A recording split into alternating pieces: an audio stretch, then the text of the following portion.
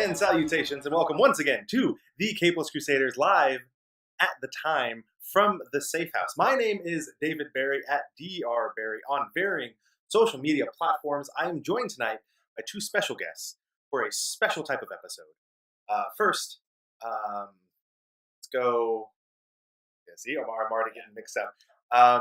To my right, we have. You don't have to give your social media handles if you don't want to. Yeah, you can. My name is Mickey, and you can follow me on Twitter at DadIsUnemployed. I forgot that was your Twitter. It is. Oh, and Instagram too. DadIsUnemployed on Twitter. Fantastic. And to the left, my wife. Hi, Kaitlin Barrie. I don't have a Twitter, so well, actually, technically, I do, but don't follow me because I don't do anything on it. And you can follow me on Instagram on Kate Barrie if you really want to. Yes. You can find anything related to the Capeless Crusaders at thecapelesscrusaders.com. That is your ultimate source. Oh, screw it up. It's over here. If you're watching on video, you can see it right there. It says thecapelesscrusaders.com. If you are listening on audio, believe me that it's there. I apologize in advance for dogs barking, for cats meowing, and for babies crying. These are the things in my home. So the purpose of tonight is an idea that was actually brought forward by my friend Mickey and the Azorian one, Anthony Esteves, who is in the chat room, I believe, patrolling. I think the word was roaming. He's roaming. He's roaming. Yeah, like a creeper. The idea being that Mickey and actually Kaitlin have no real comic background. They don't read comic books. They really read graphic novels. Had one here and there, I assume, maybe.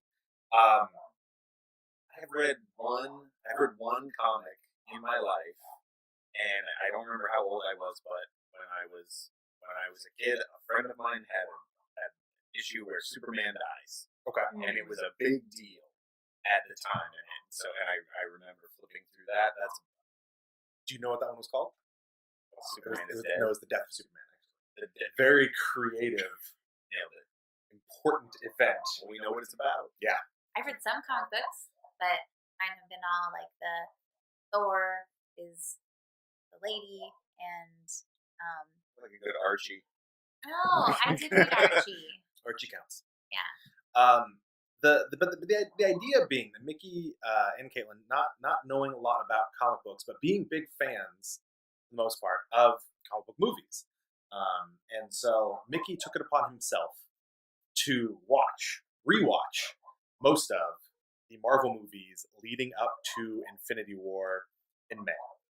I'm gonna watch them all. I'm gonna watch them all in order of release. I've gotten through 6 so far. Okay. Through phase 1. Nice.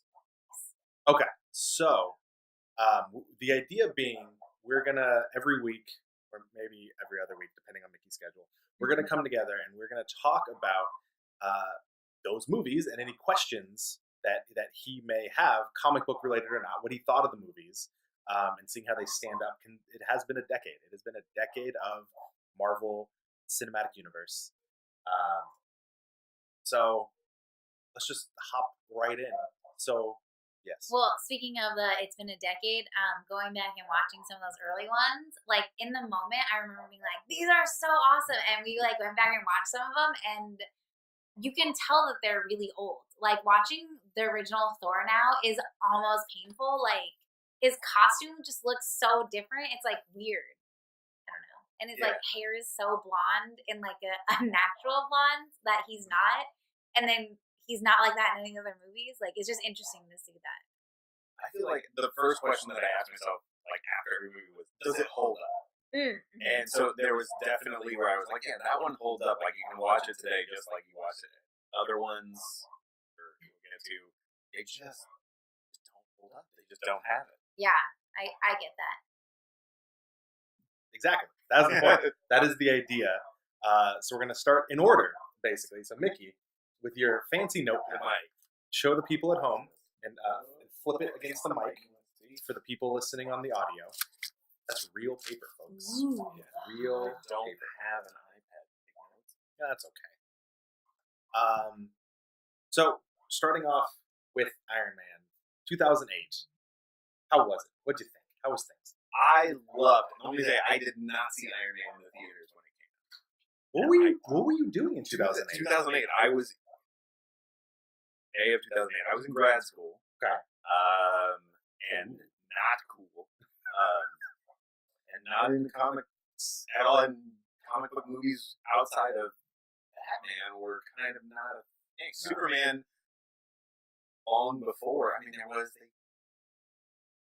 See those? You didn't see the Brandon Routh? No. Yeah, don't worry about it. It was fine. No. So I didn't see it in the theaters. I saw it. I want to say that we got it on like Netflix.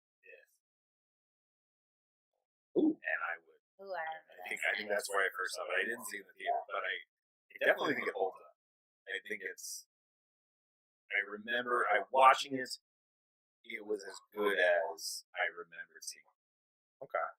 So now Tom always brings up this point, and it's kind of obnoxious, but it's true, that Iron Man was the first and only Marvel Studios film to be shot on film. It was actually they had film. It was right before the takeover of digital. Yeah, which you can tell. It looks different. It looks has different a look. than every other. See, now I'm wishing I had gone back and watched that one because I've only watched the second one recently, like Iron Man 2.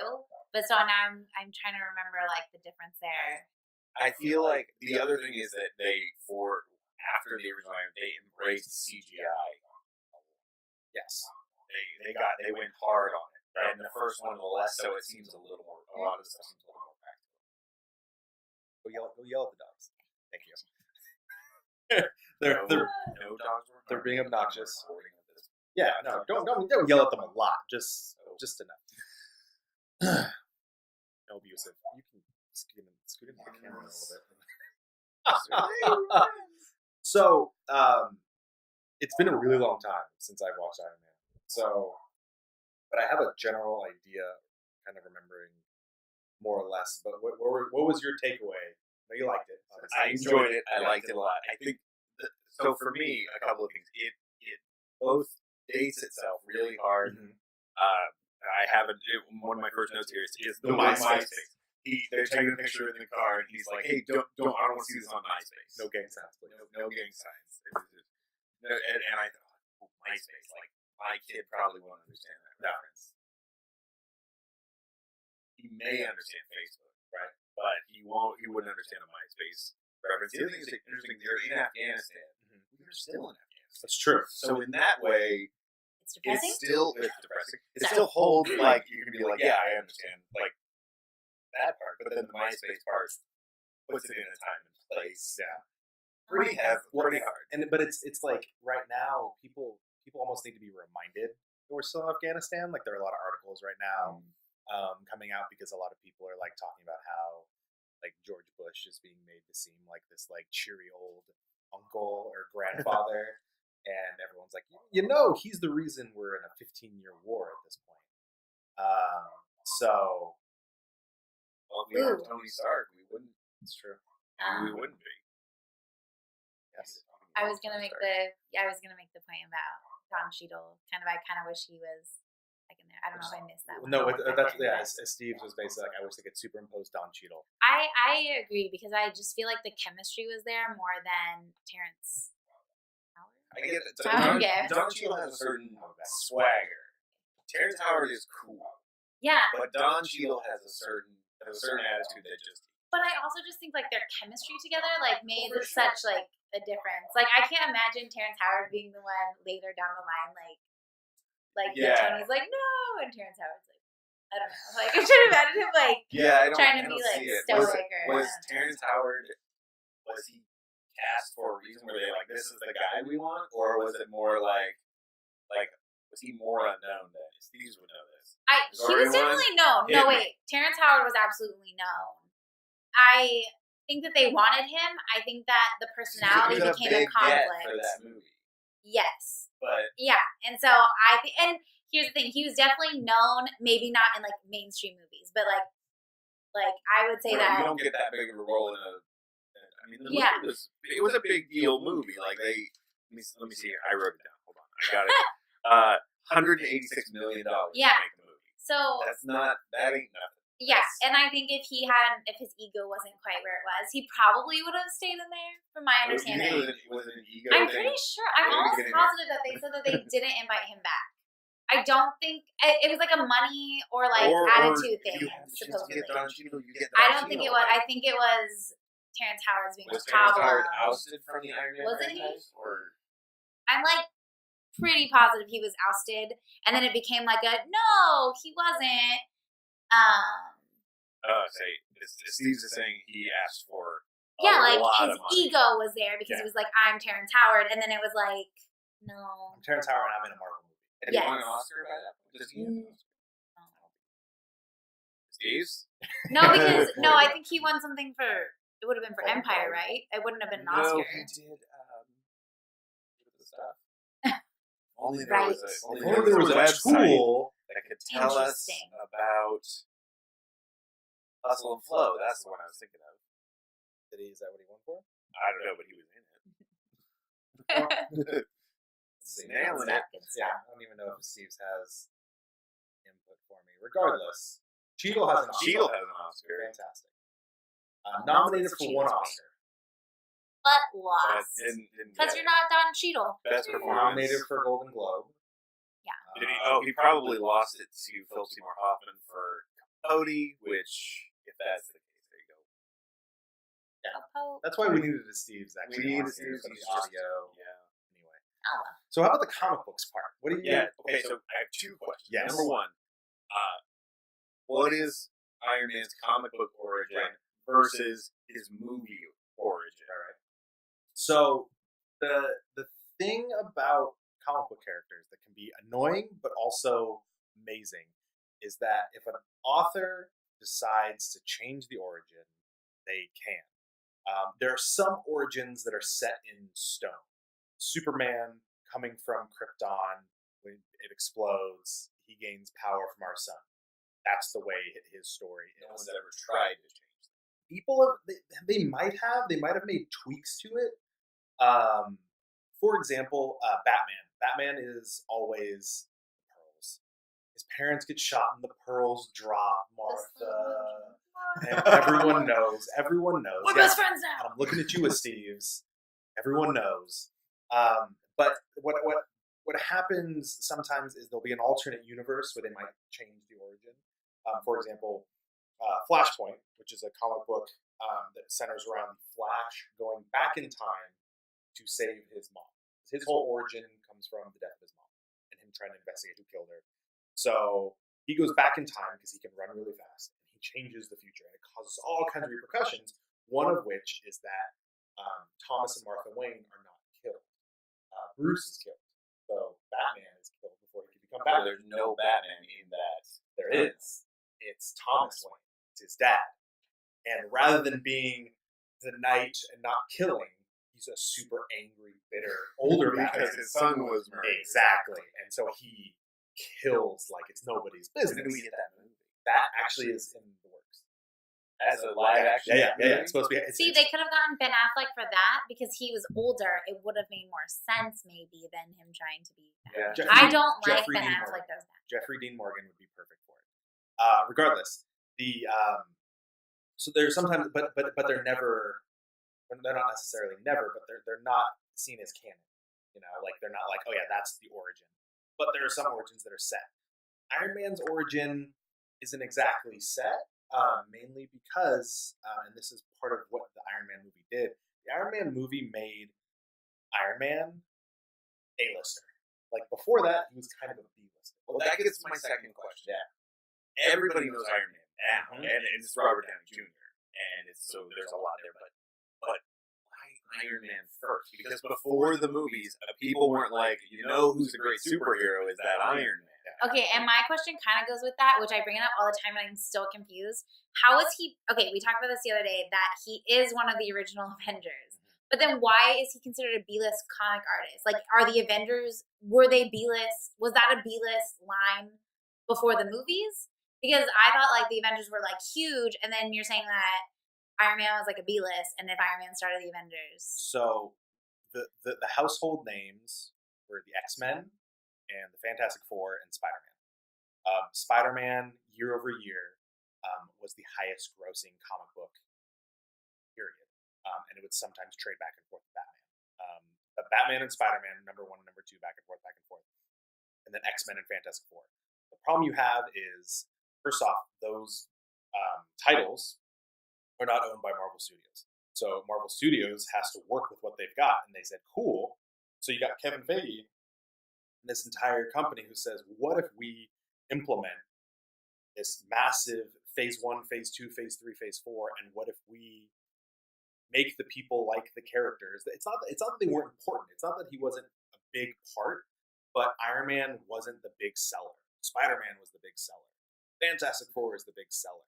They didn't have the rights to either of them. Exactly. They didn't have the rights to any of their bigger names. And yet they still felt it prudent to start a movie studio and make movies. Exactly. And, I mean, because at that point they had tried with Punisher. They tried with Daredevil. Yeah. And they had made a Hulk movie. No. Yeah, with Eric Bana. I don't know anything about it. Don't worry about it. Don't. Ang Lee directed it. Eric Bana starred in it. Don't worry about it. I watched that. I saw part of it on a plane. And I, without the headphones in, and I could tell it was not for me. Yeah. To be fair, I don't like the other Hulk either. Well, it just hasn't. We'll get to that. Sorry. No, you're good. But that's in phase 1. It's so true. basically, within 10 years of the movie, it was even 5 years, a new story had come out where they relaunched Tony Stark's origin, and his origin was the movie origin. That he was in Afghanistan selling weapons, because there are so many characters where their stories aren't relevant anymore necessarily. Like the Punisher. The Punisher's origin was that he was in Vietnam. That doesn't make any sense today. Why would a superhero in 2018 have been in the Vietnam War? You have to shoot. If you want to make a show, the Punisher show, it all has to take place as a period. Exactly. Yeah. So hence why they made him a Marine in Afghanistan, which made more sense. They keep that Marine piece. Exactly. And they keep the PTSD, and they keep his family being killed and everything else, but they update it.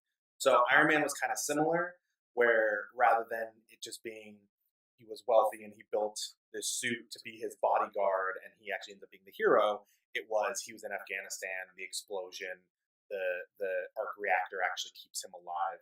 And then there's also, which the Marvel Cinematic Universe does touch on, something called the Ultimate Universe. So the Ultimate Universe was an alternate dimension that was filled to the brim with all kinds of stories that basically were a little bit more adult, a little bit more graphic, and gave a little more creative control to a lot of creators. And what they did with that was it basically redid everyone's origin. So there was some normality to the origins, but say Tony Stark in that universe, he was actually born with a disease where he could not survive outside of the suit. He was kind of a bubble boy. Yeah. And but he built the suit and added the modifications to keep himself alive. Now that I don't see Robert Downey Jr. playing Bubble Boy. I mean, I'd be down with it. I mean, I've seen the movie Bubble Boy, and a young Jake Gyllenhaal might make a good Bubble Boy Spider-Man. So yeah, but the Ultimate Universe, but in the Ultimate Universe, like that's where they actually drew Nick Fury to look like Samuel Jackson. That's what they based it on. Because in the regular universe, he was David Hasselhoff. Hasselhoff actually played him. The Hoff. Yeah, the Hoff actually played him in a TV show, but he was a white dude. He was a white dude with an eye patch. I can't even imagine it because not good. Because Samuel Jackson is Nick Fury. Exactly. Well, we exactly. watched that clip. What movie was it? Iron Man that clip was on from where they introduced Samuel Jackson as Nick Fury, and I was like reading an interview where he was like flipping through a comic and was just basically like, "Hey, wait a minute!" Like he called his agent and was like, "Did we give like the comics like the right to like use me as Nick Fury?" And the agent was like, "No." And then like basically from all that, they were like, "Yeah, well, we just really based him off you." And we're going to be creating these movies. And he was like, well, I mean, I guess I'm signed on for like 9 movies. I just have to like live through it. And like, I have a job and like stay in shape. And he was like, wanted the like eye to be more, he said like in Iron Man in that like end clip, it's like barely there. and he like wanted it to be more. So like as the movies progressed, he like made sure they gave him like a gnarly scar because he really felt like a scar was like part of that character. So in the Avengers, it's like black. Like yes, Spider and he like is- pushed for it to look like how it does in the comics because he said it's such a part of his like character. That's and what it like looks like in the comic. Mhm. Favreau didn't go with that. Favreau went with just like the 3 lines. Mhm. Whedon went with like the spider. Yeah. I like that. It was a good movie. movie. Oh, well, there you So, go. yeah. You just get 3 little Yeah. grenades are quite gentle. Which we're gonna find out about, and hopefully in Captain Marvel. Carry on. All right. A couple more things here. First of all, Jeff Bridges nails it in this movie. Yeah. I think he's the perfect. Obadiah Stane. And I don't know Obadiah Stane. Is he a Yes, character in the yeah. comic? The Ironmonger, which is what his suit was called. The Ironmonger was And they mentioned that he grabs when he says for Ironmonger. Yeah. And that's the tie-in. Yep. That's funny because I didn't get it until you said that. I just thought him calling them Ironmongers was an interesting thing. And then the introduction of Agent Coulson, who is my favorite character from all of the Marvel movies. Who doesn't love Agent Coulson? Phil Coulson is fantastic. The Agents of S.H.I.E.L.D. show, he kind of carried it because it wasn't great. we got into it by the end, and like not by the end, but like by the end of I think the first season, and then like I don't know what happened. We couldn't find the second season, and then it dropped off or something like I that. feel like I watched like half of the first season and was like, yeah, this is good. Like, yeah, this is gonna work. And then like 3 episodes later, I'm done. I just never like. I guess I wasn't that good. Yeah. Well, and they tried. They had people. They had like Robin Scherbatsky. And Nick Fury. Like they were on there for an episode here and there to kind of make it seem like Trying to yeah. And it didn't stay a spot. But Phil Coulson, he was a fantastic addition, and especially Obadiah Stane is one of those villains that he needed to die in order for the story to progress. But it started the whole curse of the one and done villain in the Marvel movies, which can sometimes work and sometimes it doesn't work. I didn't want him to die because he would have been great to come back. In a lot of ways, it's all like early James Bond before they decided to carry things over. It's just like, yeah, here's a guy we don't like him. Hey, he's on. And it also the origin movies follow the typical like 6-issue arc of like, here's your introduction. Here's where you meet a bad guy who is the antithesis of you but has a similar power set. You confront him. He beats you. You come back. You beat him. He dies. Move on to the next film. New hero's It's journey. exactly. It's a cut down hero's journey. It's the comic book hero's journey, and sometimes it means we lose a villain very quickly. Let's play a game called Spot Stan Lee. Stan Do Lee. you remember where Stan Lee Iron is? Man? Yeah. Iron Man. Okay, hang on. Okay, Thor, he's driving the truck. Captain America, he's the general. Who gets those? Iron Man. Is he? The line is looking good. Thank you. He's Hugh Hefner. Yeah, he's there at the party. The Playboy guy. Thank you. Yeah. Yeah, that got was the 2 women good. that he turns underneath the pipe. He's like confused. I think that's the best. At least in Phase 1, I think that's the best Stan Lee cameo because of the looking good hat. He's wearing the jacket, and he doesn't. I don't know if he even has a line. They're always great. No, he just looks confused. He just looks confused. Personally, I love in Captain America where he's just like, I thought he'd be taller. Yes, He's not that is a really good I one. don't know, When he's like playing chess. I love Stan Lee. It's All right. The test flight scene is amazing. With Tony trying out the suit for the first time. He's talking to Rhodey. I think that's when the first time I watched that, that's when I was like, all right, I dig this. Yeah. Okay, comic book movies are me. Yeah. Like, this is, I can get excited about that. That sold me. I have here. Robert Downey Jr. is all charm. He feels a lot because in the comics, Tony Stark is riddled with his demons. His alcoholism and his womanizing is always a problem. And Robert Downey Jr., I think, having his life of being a young actor and cocaine and prison and getting out and all, I think he's perfect for it because he kind of brings a lot. That brings a lot to the playboy, role. Yeah. womanizer, He- but yeah, like he- charming. That's him. Like, that's, Yeah. And somehow you can't help but root for him. Yeah, it's kind of like he's playing himself, and I think that's definitely what works in this role. Yeah, he's perfect. He will never not be that role, and it's gonna be sad when he goes. And when he delivers at the end, when he's straight, I am I'm like, right. He's like, yeah. I remember, so when I watched it this time, I remembered not expecting it the first time, being like, superheroes don't tell you who they are. That's not a thing. yeah.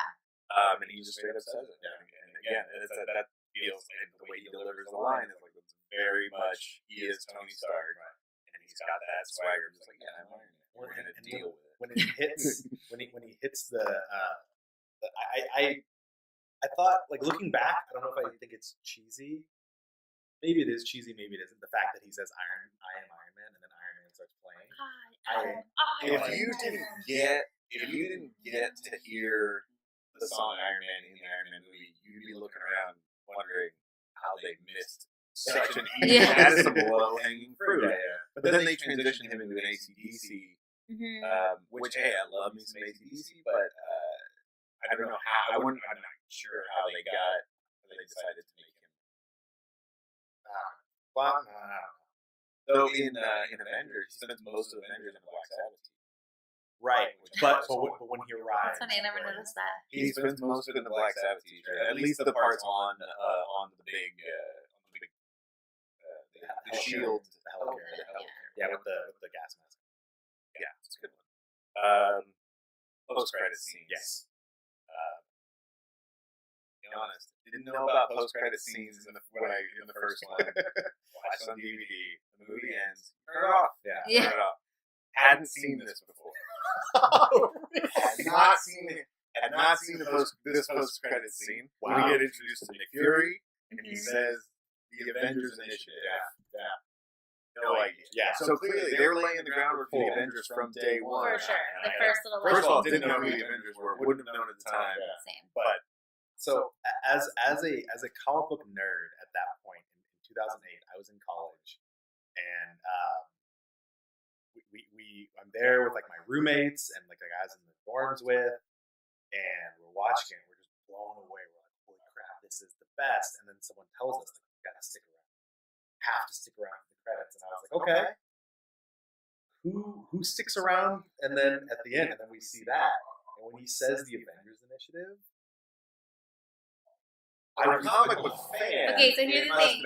David loses his mind when he thinks something's happening in movies. So just because this is relevant. tell the story. Oh, I'm going to tell the story. We were there to see the Harry Potter, but I'm trying to remember which one. I think it was Order of the Phoenix, right? Okay. So, and we're at like, I don't know, the Arden Theater. Yeah, no, because it was one of the funniest just experiences. So they were playing like the trailer, and it starts, and it's like lightning and stuff like this. And David like literally is losing it. Everyone else is silent. He's like, oh my God. Oh my God, right? And he's like going crazy. And he's like, it's Thor. It's Thor. And it's like Percy Jackson. And he was like losing his mind as he like went through it. And everyone's like, we're all like weird. And he literally was like, it's Thor. The real question is, did you go see Percy Jackson? No. I've never seen Percy Jackson. But the disappointment when it was Percy Jackson, I laughed very hard in the moment. It's true. But yeah, at that moment, as a comic book fan, to know that not only were they going to continue this story, but they were planning on eventually building the Avengers, that was nothing could be true. Like, to that point, the movie, where I said before, the budget is $186 million, made worldwide $585 million. Had it flopped, and they've already decided, they probably already were in production on Hulk. Yeah, I'm guessing. Yeah. How far would they have gone with it if people weren't buying it? I don't know, because at this point they're doing. I think that's what's happening with DC right now. It's. I mean, they are financial successes, quote unquote. Yeah, but so are the 50 Shades of Grey movies. They're not good movies, but they're sorry, sweetie. I've never seen it or read them. I think they gave by giving the reins over to Whedon and to Feige. I think that even if it hadn't done well, I think they would have shot at least for the Avengers. Just tried to get to the Avengers. If the Avengers didn't work, then maybe we. There's actually a documentary on this. You've watched it. Which one? I don't remember what it's called, but it talks about that because it talks Assembling the about Marvel Universe. something like that because it talks about it in regards to phase 1 and phase 2 and like where they were going to for it. And they did this in such a small, like no one wanted to take this on, that they literally developed Marvel Studios with this intent. And like they talk about how Marvel Studios like expanded from that like so unexpectedly because all they wanted to do was get this made and no one wanted to get it made. And so Jon Favreau was basically like, we're gonna. I mean, he's in it even, you know. And so, and then how with its success, more and more people basically like bought into it and were like willing to kind of put into it. So had they not, I think it would have just been more of that like small budget, smaller studio, and then they were lucky that it got to the point that they wanted to, that they could put the money really into it, that they just build on it. Yeah.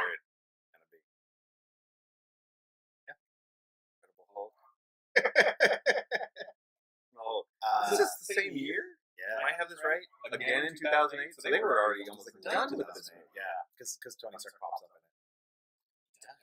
Yeah. This one I'd never seen before. It's Rotten Tomatoes 67%. Which is funny because the second Thor is 66. I was going to say, I think it's the lowest, but also it's the second. I haven't gotten to Thor 2, which is not well loved. We're going to get there. That's a future episode. So, the problem with Incredible Hulk is if you didn't see it then, and you're seeing it now, comparing it to everything, I can only imagine how. Well, first of all, let's start with Ruffalo's Banner and motion capture Hulk versus Edward Norton's Banner and what I don't believe was motion capture, or at least for the facial expressions, it doesn't appear to be. Just a CGI. She's not on Twitch, so she doesn't know how we're doing. I will step out. But I think Norton's the Hulk in that movie looks decidedly. Yeah. Well, and if you again, if in the moment at the time, it was like, wow, look at this. This is so great. As opposed to like we had just gotten Eric Bana's Hulk, and it was. I just don't find the movie as engaging as like now I think that there's a better rhythm going. Like I forget that Hulk is part of phase 1. Like to me there was no Hulk movie because I just don't like it's not one that I consider up to par with like any of the other ones. Yeah. I kind of wish I felt I knew of the Ang Lee Hulk movie and knew that it didn't count in these, and then when I was like, I'm gonna watch the whole Marvel universe. I'm gonna watch everything leading up to Infinity War. I was like, there's a whole movie. See, and it's funny because I thought that it was like a later. We're gonna include this in, and I for the longest time thought that they were just trying to include it, not that it was actually included. Well, part of the problem. Don't say you hate it. You don't hate it. I do. I literally came on TV the other day, and what I was about like, it do you hate? It's so boring. What is boring about it? I don't know. I was bored the whole time. I feel like they set out to make a 3.5 hour movie and chopped it down to what we saw. Well, and the opening credits is 5 minutes of tons of backstory. Yeah. I mean, the whole time I was like, "What? How much do I need to know in order to buy into this movie?" And there was a lot. There was a lot of backstory in that, and then beyond that, I still didn't understand what was going on. It took a minute. I will say, one of the things I really did like about the movie, I liked the way they show time passing, rather than doing montages or any sort of weird. They just put the little visual on screen, days without incidents. Yeah. I thought that was that made it to me like, oh, like we're not doing this all in a day. Because I wouldn't have believed any of it. I like that too because it's hard to show time in movies, and that's one of my biggest complaints a lot of times in movies is that like, wait a minute. It was a week later, Yeah. a month later. I think he works in a bottling plant. He's a brilliant physicist of some description, and he works in a bottling plant in Portugal. The problem is that it's because he's already in hiding. Okay, but they don't. I feel like they just don't do a great job in Brazil. Well, yeah, they speak Portuguese. Same backwater. So it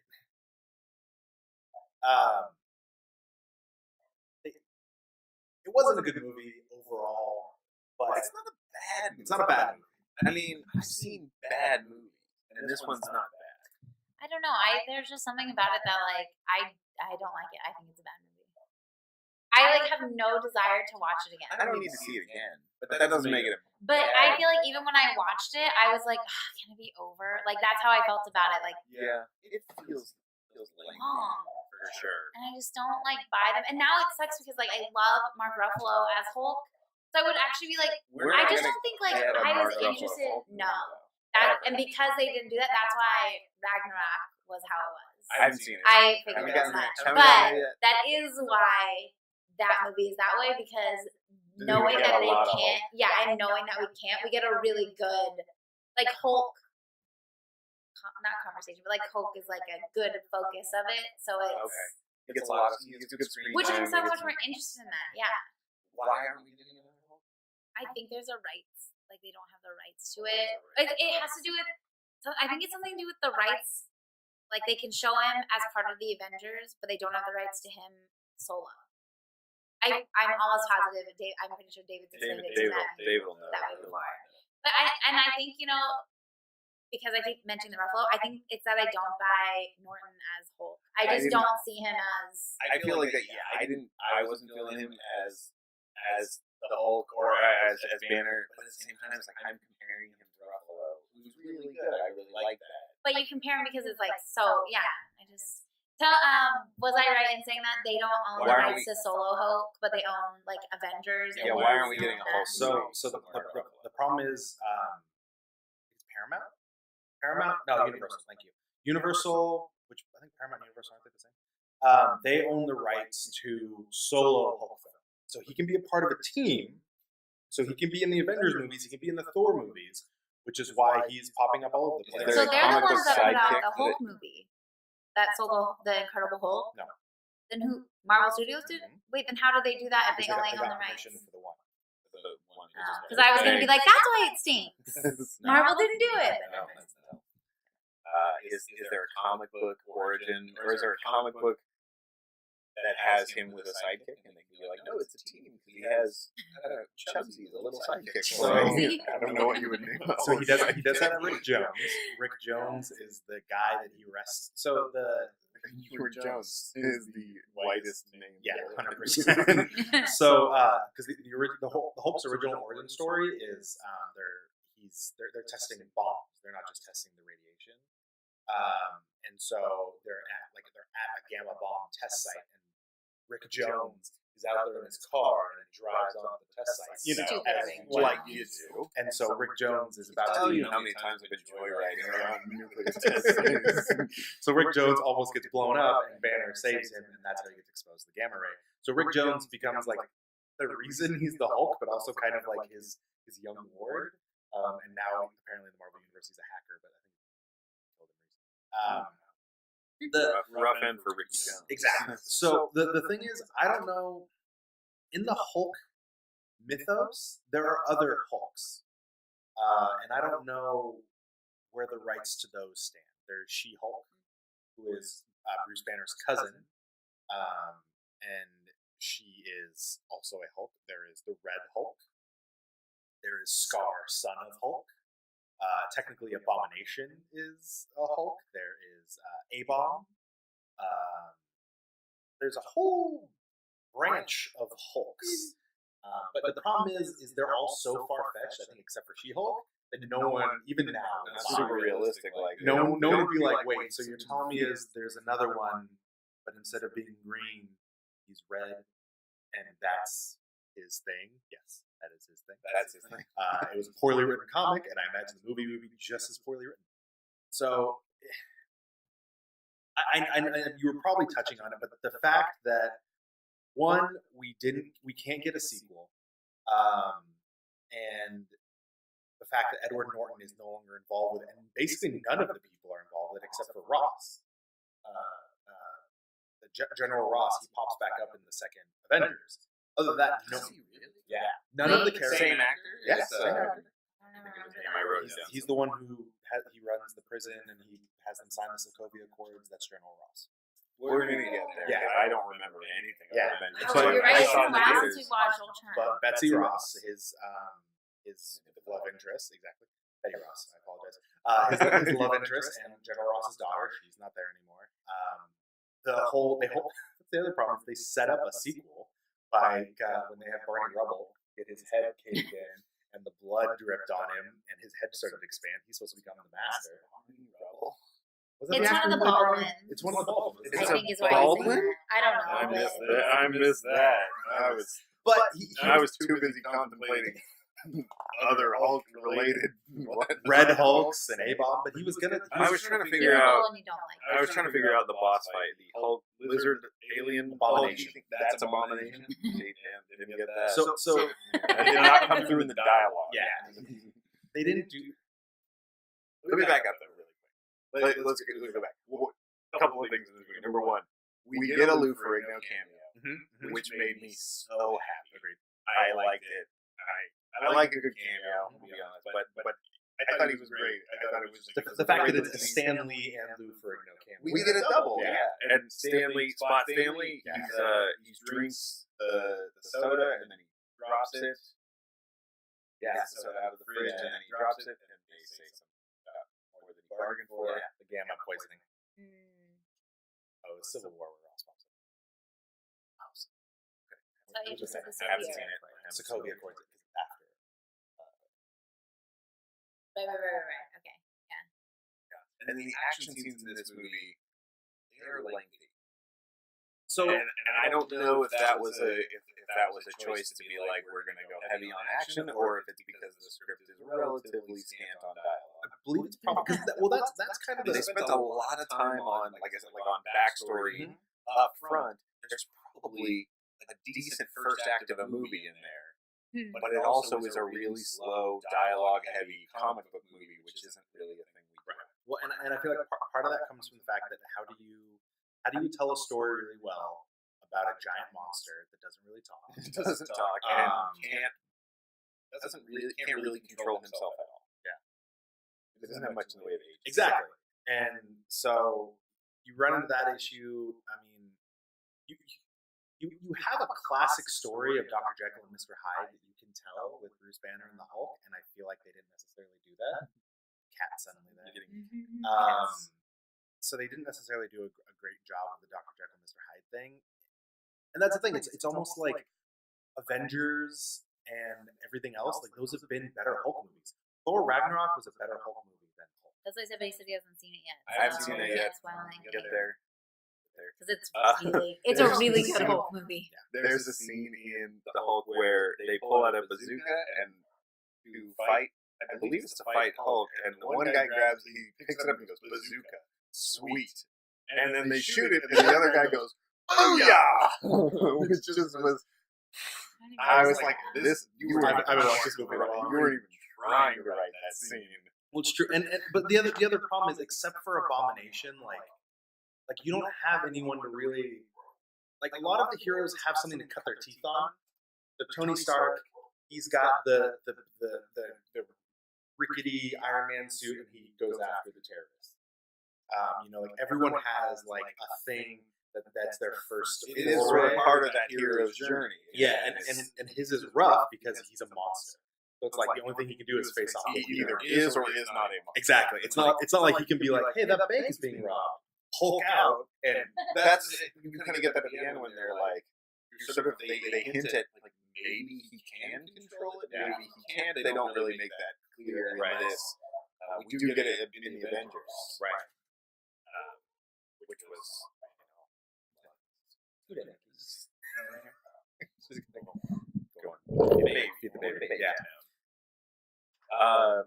Okay, so there's the Hulk versus Abomination. Boss fight. It's just a lot of CGI. Yeah. I've seen it's like a video game cutscene. Yeah. It's not a bad fight scene overall. Video game. Yeah. Well, it's like I don't know. The problem with superpowered, like super strong, like that is how do you make a good fight? Like, did you watch Man of Steel? I don't watch Man of Steel. Do I remember watching Man of Steel? Henry Cavill as Superman? Nope, did not see it. Okay. Well, similar thing because they're flying around and they're super strong. When they're punching dudes, it's not just a hey, we can fight in a room. It's hey, if I punch you, you're gonna fly through a building. You're gonna smash a bunch of stuff. Same problem with the Hulk. Is they have to tear down buildings in Avengers. He says last time I was in New York, I kind of broke Harlem. Yeah. Like that has to happen basically in order for him to have a fight, and that kind of sucks, but that kind of limits the character. Yeah, definitely. Maybe that's why I'm not getting a sequel. And so I think that's part of why I like Mark Ruffalo, but maybe not. Maybe we don't need that much more Hulk. And Feige has already said that that the next couple of movies are Hulk movies. Like the way once you see Thor, you'll see what I'm saying. Like Thor Ragnarok, while it's a Thor movie at heart, it's a Hulk movie too. It's like a strong B story for Hulk. Exactly, and that's what they're basically planning over the next couple movies. Is we know we can't do a solo Hulk film. We know it would probably suck. So let's make him just a big player and develop his story and other people's stories. Yeah, that makes sense. Yeah. That could work. This one, we see Tony Stark. I'm telling him about the Avengers Initiative, right? Not in a post-credit scene. Mm-hmm. It feels like a post-credit scene. Everyone before the credits. Everyone, when they think about it, they think, "Oh yeah, do you remember the post-credit scene from Hulk?" And it's like, no, that happens, and there isn't anything. Right. That threw me a little bit. Yeah. Well, and it also it also didn't really make sense. Like if you think about it in the grand scheme of things and the way they set up Hulk's story, like Tony Stark has nothing to do with it. You know, like Tony's not in there at all. Yeah, he's just kind of like, hey man, like I'll handle this for you, and it's like, no, you don't. You don't end up handling it for anybody. You know, so it's kind of wonky. Okay. This movie made for $137 million. Okay. Brought in $265 million worldwide. That's the smallest take for any in profit and in just overall box office. That's the smallest in the Marvel universe. Yeah, there we go. Yeah, I think the other problem is it came after Iron Man. You know, like it came after the movie that everyone was like, comic book movies are cool. Yeah, you know? That's the thing. And so I feel like it was, if they hadn't already been like given the keys to the castle, that could have derailed the entire Marvel Yeah, universe. they didn't. They were obviously in production on Iron Man 2 at that point. Yeah. Probably not. They probably made a deal for it, but yeah, well, they probably already decided the sequel was going to happen because of how well the first one did. Yeah, but if they hadn't at that point, they may not have wanted to sink another $200 million into doing a comic book. It's true. So credit to whoever decided to greenlight 6 films. That's an ambition. It's like, hey man, this is on your head. It paid off, but you know. So Iron Man 2. Yeah. I did see this one. This is the first one I saw in the theater. Okay. I did see this one in the theater. But you had seen Iron Man at this point. At this point, I had seen Iron Man. Good. I had not seen Hulk, but I saw that movie. I had seen that Iron Man movie. This new one's coming out. We're going to check that out. So I remember we went to it. I remember we went and saw this one. And I remember really liking it. Yeah. On the second watch, I liked it. Didn't think it was I know my second watch. I mean, it's. But watching it through this time, I liked it. It was good. Yeah. It's definitely not up to the level of the first time. It's the second movie in a trilogy. It's tough. Yeah. I'm just gonna pull it off. But the other part of that is parts that I really like. Don Cheadle being one. Yeah. And so it's like, yes, overall it's a movie I didn't like it as much, but I feel like the way they decided to go with the Iron Man character, I really like it. Certain amount of swagger, but he's also nicer to. He's comfortable with her. Well, and it sets up. It's an important setup movie. Like even though we already know who Rhodey is, it sets up Rhodey more because now it's Don Cheadle and now he's going to be. But it sets up War Machine. War Machine is a huge part of the Marvel universe. Even though he disappeared, and I really want him to come back, Justin Hammer, Sam Rockwell. Sam Rockwell, so good. Has he ever not been good? Anthony. So it's He really. I think I put it in here. Where is it? Sam Rockwell! Exclamation point! Yeah. I love him as Justin Hammer. And then Is Mickey Hammer, is he a comic? Yes. He is a comic. Hammer Industries is a big rival of Stark Industries in the comic books, and he's always kind of he's there. He's the guy who's never. He's not usually getting into fisticuffs just like he did in this movie. He's usually the one arming people to take out. Tony Stark. I like the character. I like Sam Rockwell playing him. If they could find a way to bring him back, He's in prison. He should be able to come back. Yeah, well, but Sam Rockwell has an Oscar now. That's true. Maybe he don't. Yeah, he's finally like, I don't need to be. I'm not a character actor. He can do whatever he wants. I'm an Oscar winner. Yeah. And then do you have Mickey Rourke with a little shrugging. Mickey Rourke was fine. He was great in The Wrestler. Yeah. So So he's basically playing the wrestler in this. yeah, the thing about Mickey Rourke's character is that character doesn't exactly exist in the Marvel. That was my universe. next question.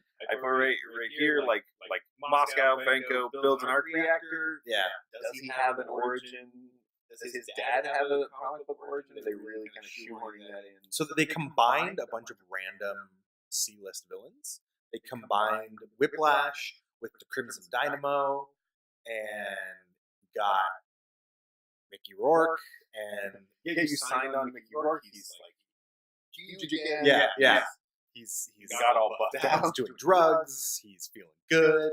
He's got a bird. My board. Yeah, he was just kind of a random, and to me, not it's almost Hammer was really the villain the entire time, but in the end, it ended up being just like Ironmonger 2. It was, instead of just a big Iron Man suit, it was a big Iron Man suit with in that way, and there's a lot of things in this movie that made me think very James Bond. yeah. And in that way, it's very much like Vanko is the henchman, but he's such a big presence that he becomes the villain. But you always have this sort of on. We have like Lobo behind the scenes, and we have this Justin Hammer, which is why I would like to see Justin Hammer come back. I think that would be, he could come back and he could menace in so many great ways. There are some random villains here and there in the Marvel universe, and we'll come to one of them actually probably here pretty soon, who I think could still be big players. This movie employs Jarvis in a whole new way. He gives all the exposition. It's a little ham-fisted. I understand it. You got to do it, but he straight up says to him, he says, "The device that's keeping you alive is also killing you." Yeah. Odd exposition. Well, and that whole thing about like his dad hiding a new atom in the Stark Expo layout, it was kind of that's a mystery that doesn't need to happen. Yeah, and it's like, I'm sorry, so your dad created this like knowing 40 years ago, palladium wouldn't be good enough to keep you alive. And we get in Captain America, we do get we get the vibranium coming in, and so but that didn't apparently vibranium's not a thing that would have been useful. So there's not Exactly. You need to create something. So they make, what do they call it? What he makes? Is that unobtainium?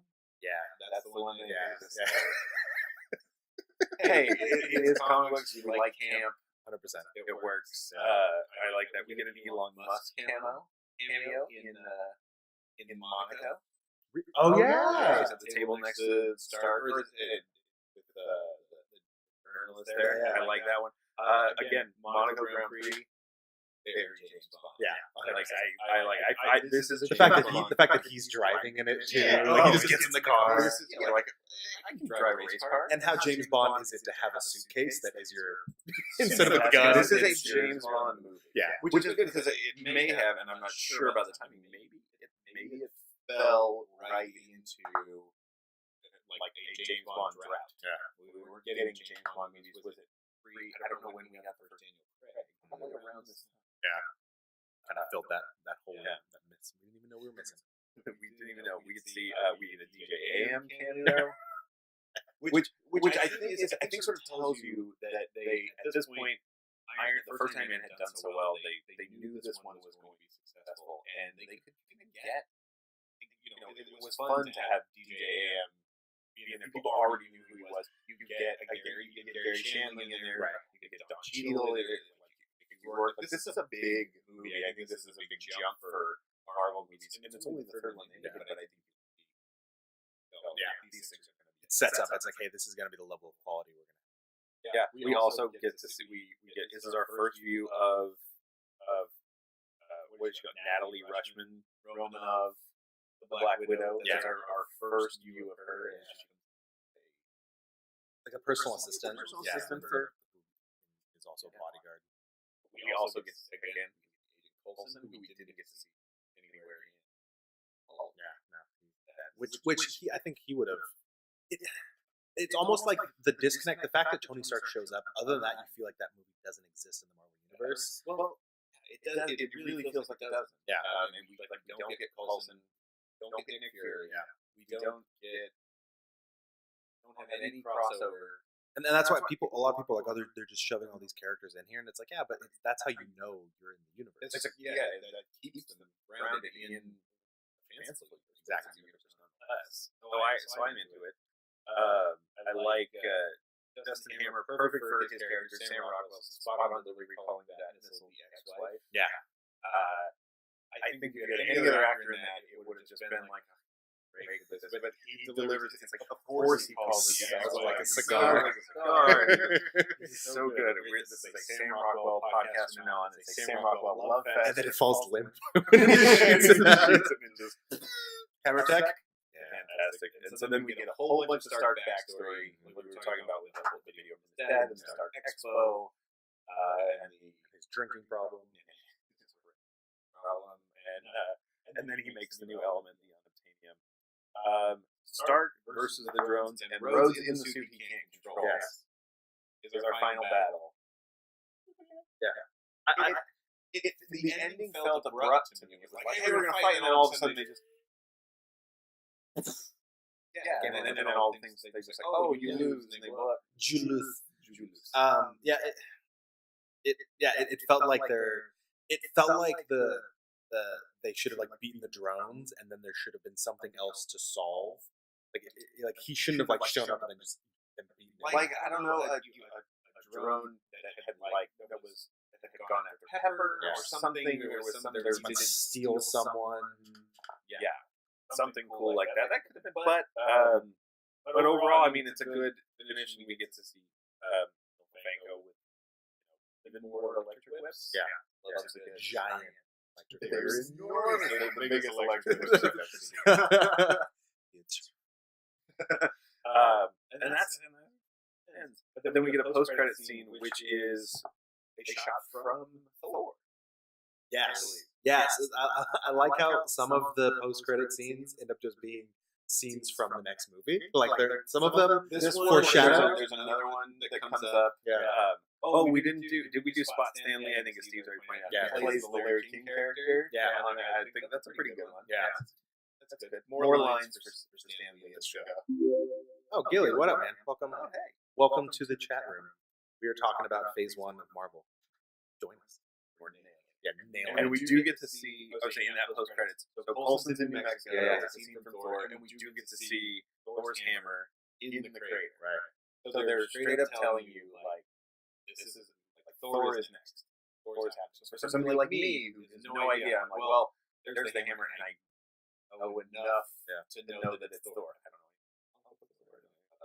Okay, I know what's next. Well, and I was, again, being a comic book fan at that point, but not being a fan of, like, knowing what's going on in the movie industry. Like, now, a director can't even sneeze without everyone being like, confirmed. Like, there's no secrets. Taking a picture and we're all going, what are we getting? And then we have to discuss that first.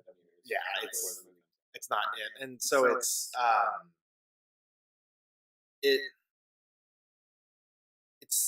not knowing that like Thor was happening, like we knew it was coming, but not knowing all of the details about it, not knowing who was cast, not knowing everything. Like we're seeing a prop, the main prop from the movie. We're seeing it before. That was a big one. I like that. Gilly, we have some audio issues that we're trying to work out, but we didn't feel like we wanted to keep going. Phase one, the first 4 or 5 Marvel movies. Six. First 6. I watched them all this week. Yes. My friend Mickey is watching all of the Marvel movies leading up to Infinity War, so we're talking about Phase 1, which was Iron Man, Hulk, Iron Man 2, Thor, Captain America, Avengers. So it like knowing now, like, all the information that we know about all these characters and who's confirmed as this and who's doing this cameo, like at that point it was still something really cool to see just the hammer and be like, holy crap, this is happening. Yeah. I thought that was cool. That was so far. It's kind of it's a different take on the post-credit scene because they are saying like they're spotlighting towards the next. Right. Which then gets us to Thor. 2011. I didn't see Thor in the theater. I remember a lot of people that I work with had seeing it in the theater, and didn't know it was a Marvel movie. Yeah, understand it all. 77% Rotten Tomatoes. Okay, I thought it was better than that. Yeah, honestly, when the first time I saw it, loved it. What we're getting, Mike Echo. Oh, team. Yeah, we're just gonna do it this way. Yeah, let's talk on one mic. We can do it. Yeah, it's not that bad. That's what we've done all the time. Hey, I thought it was better than that. The first time I saw it, I really liked it. Watching it holds up. It totally holds up. I felt like it holds up. They say that it's not that we haven't come a long way. right? Costume wise, special effects wise, plot wise, acting wise, I think it holds up. For me, it holds up. Yeah, It helps that it's my wife's favorite one, so I have seen this one a number of times. I think it was it does hold up. I think like we talked about earlier, like just the fact that Chris Hemsworth looks strange with they made his facial hair and his hair look more natural in the Avengers.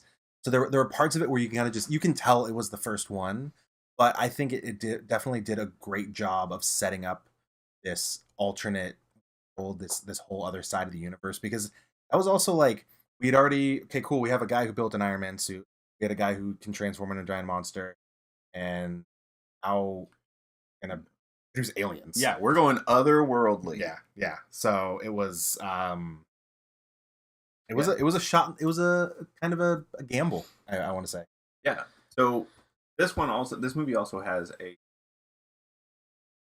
more backstory, but this time not done as a credit scene. This is done in voiceover. It's Anthony Hopkins, already compelling. Yeah.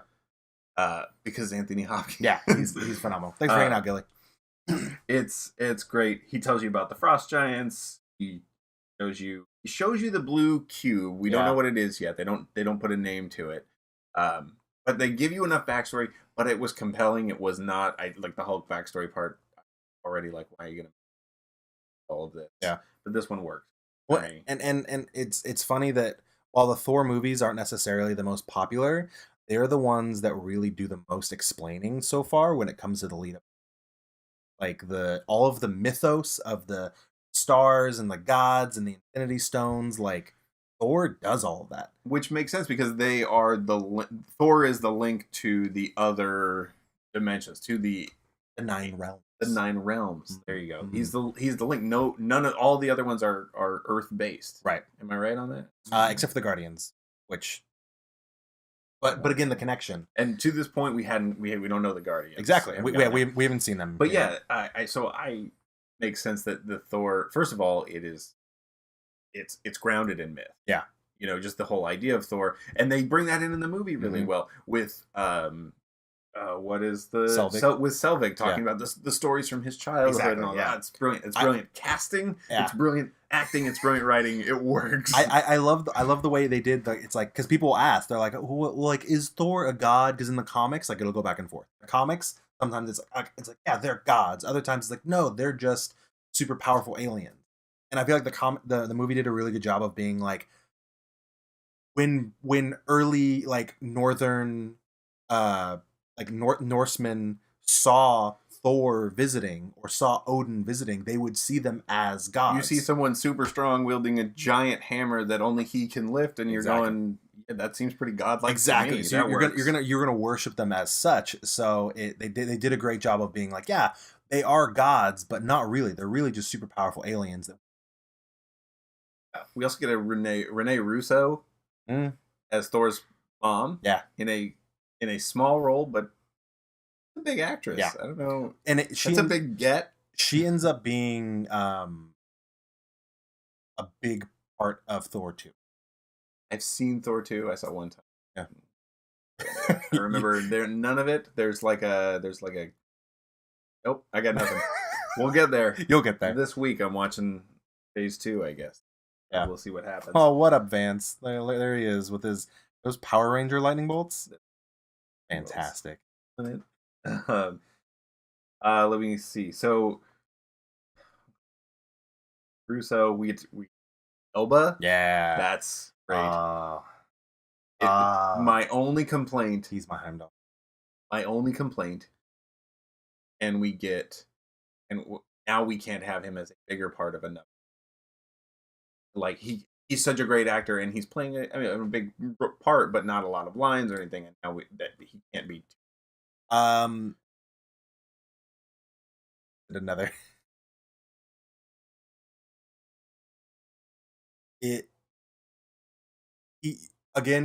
Wait, so you have or have not seen Ragnarok yet?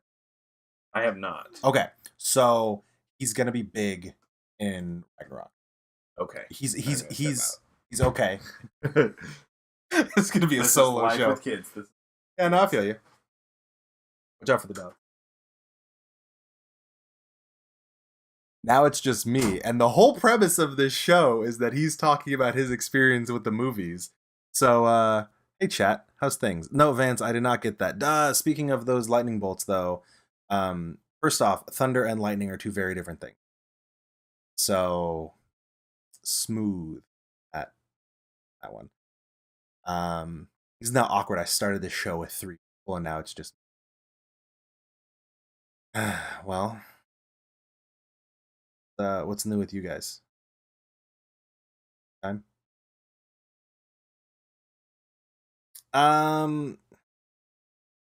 Kind of. I mean, yeah, you're right.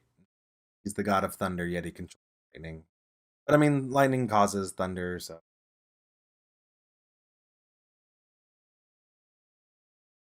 Is really loud. That's also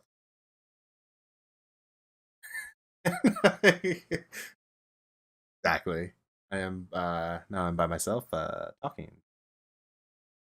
Vance, did you see that you're no longer the top cheerer in the room? What happened? Number 3, man.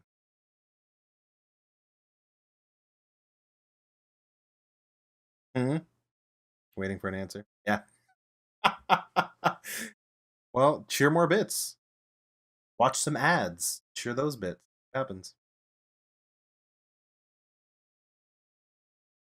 So, for those of you who are wondering why I'm sitting here all by myself, yes, I did donate to myself.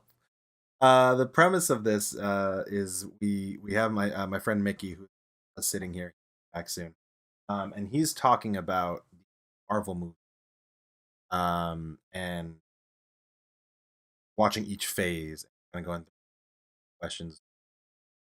Yes, Stormbreaker is going to be the weapon in Infinity War. Welcome back. And a friend of mine already bought it at Toys R Us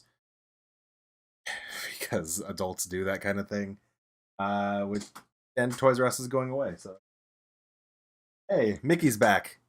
Now we can actually carry on with the conversation. Where were we? We were talking about Thor, Idris Elba. Ends up being important, I promise. He comes back. Yeah. I like it. So is Loki a frost giant? What's his deal? Yes. So Loki is the son of Laufey. His actual name is Loki Laufey's son. Laufey being the king of the frost giants. He is, however, a little small and shapeshifted. Adopted son of Odin. Which is kind of that rings true with the mythology. Though he's more half ish. Yeah.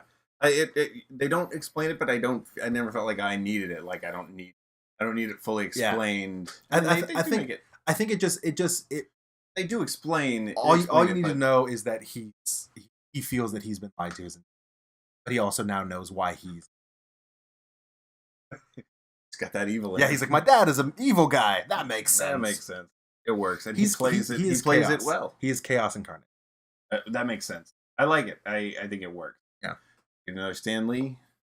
Stan Lee in Thor 1. Oh yeah, he's in the truck. He's in the truck trying to pull the hammer out. Pull the hammer, and then he rips off. And he's like, "Did I get it? Did it work? Did it work?"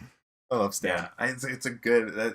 All his cameos are good. Yeah. I think I like the I like the one of him. I like the idea of him as the one as Hef. But he doesn't have a line. Yeah. So these are good. The ones where he has a line are good. We get Agent Coulson. Mm-hmm. We can see a good amount of him. Yeah, you get to get a lot more of him. Him not just being like it's Potts and you have a moment. Oh, I'm Shield now. By the way, the government's giving us a lot of money. yeah, he's all over this movie. Excuse me, while the Men in Black come and take your stuff. Yeah, they are going to take all your stuff. Thor tries to break into the Shield camp. Yeah. And he can't lift the hammer. Right. He's not worthy, and that's when we are introduced. Barton. There it is. That's our first view of Hawkeye. He didn't have a line in this. He does. He has like they like tell him like he says he like has the shot or something. That's like, yeah. Like, but that's about it. That's kind of really small, and you don't see him then again until Avengers. So it was, which I mean, there's not too many movies left until. But yeah, Hawkeye, that's all we get. Hawkeye did nothing. He didn't do much. He stood there in the rain with his arrow. There. But we get introduced to him. They introduce the concept of Hawkeye. You better call it because I'm starting to root for the guy. Man, Vance, thanks for knowing the lines, man. I appreciate you.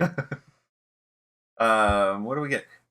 Selvig springs Thor, and they go out drinking. Yeah, it's fantastic. Yeah, I thought that was really well done. The two of them coming back drunk. It's amazing. It's great. Good casting. It's good writing. Yeah, it's just well the fact that the actor, I'm blanking on his name all of a sudden. He's a Skarsgård. Yeah, he's a Skarsgård. Like he's literally like he is like a Viking. You know, he like it's perfect. It's so perfect for him to do all this, and then it sets up his connection into the next couple. Well, so yeah, I like character, and I like him becoming buddies with Thor. Over beers. He has Thor's buddies, Thor's friends. The Warriors 3. The Warriors 3. The Warriors 3. Of which there are. No, the Warriors 3 and Sif, the girl, Lady Sif. She's a love interest. And then yes, Volstagg, whatever his name and what's his bucket. Volstagg's the only one that matters. I always thought it was interesting. I was the way like people always like there weren't a lot of people. There was a small amount of people who were like very upset that Idris cast as Heimdall because they're like, these are Norse gods. They were white. Like, well, again, not actual gods, so they could be whatever. But they weren't upset by the casting of the Warriors 3 because in the comics it was always big guy with red beard, blonde guy, and then Mongolian guy. And it's literally just like he looks like he's in like Mongol gear, and it's like, okay, this guy's Robin Hood, like this guy, like they're all like medieval, and then you're Mongol. Didn't really make any sense. And yeah, and then they could have taken the costume straight out of Bill and Ted's. Exactly. So the Warriors 3, while interesting, were kind of a waste. But then it's funny because known to some people, the actor who plays Volstagg is he was Punisher in the second Punisher movie. Punisher Annihilation. War Journal. Punisher Annihilation is I don't think that's a movie at all. I think No. I made that Yeah, up. yeah, it's just in me. Yeah, I think Ward. I just wrote it. Ray I Stevens. just wrote it. Yeah, he's the Punisher, and then he's Volstagg, and you'll see what happens to him later on. Looking forward to that. I like that. I like him as I like that actor. Good. I like when the what is the metal giant called? What are they? The Destroyer. The Destroyer. I like when it comes down and Coulson says, "I want a Starks." Yeah. They've never seen it before. Exactly. And your first thought is, "Oh, great, another Iron Man thing." Yeah. And then it starts, and then it goes ham on that. Yeah. On that plastic town. I love that. Something about, I don't know what it is. Me as a person, there's something very satisfying about certain sounds in films, and the Destroyer's beam is one of those. That's a really good sound design. It reminds me of the sound that the walkers made in the Day of the Earth, not the Day of the Earth, War of the Worlds. Don't worry about it; wasn't that good. But like something about that, and like the big like laser cannons in space, like where it's like, wow, like I dig those. Yeah, those are good. With the Destroyer, like the sound its beam made, I was like, oh, that was satisfying. It really is. That's good. Yeah, and then the way it would like when Sif like stabbed it and it like spins around because it's all like fluid. Yeah, I really liked that fight scene. Yeah. I also thought it was like, I thought that was gonna get like that's the big boss fight. Right. But then we get Thor and Loki on the bridge. Right. Another good scene, especially Loki did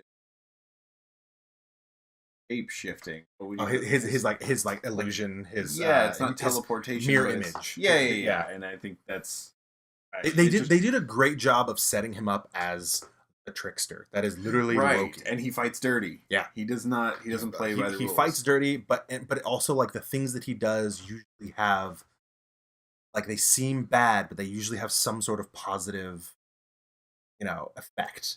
Right. It's he tricks Thor into going headlong into battle, which gets him cast out. But that makes him become worthy, get the hammer, become the hero of Earth, and all this other stuff. Like, there's all these great things. Yeah, he really. But it's him trying to exactly him trying to screw him out of the throne. He just can't get out of his own way. It turns out. 100%. He could just stop and just let Thor do dumb stuff. he'd be king by now.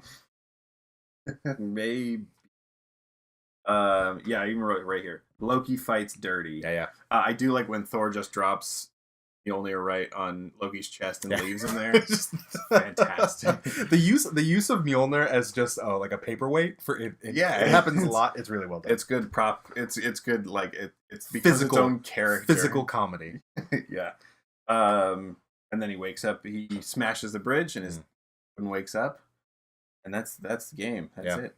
But we do get another post-credit scene. John, was this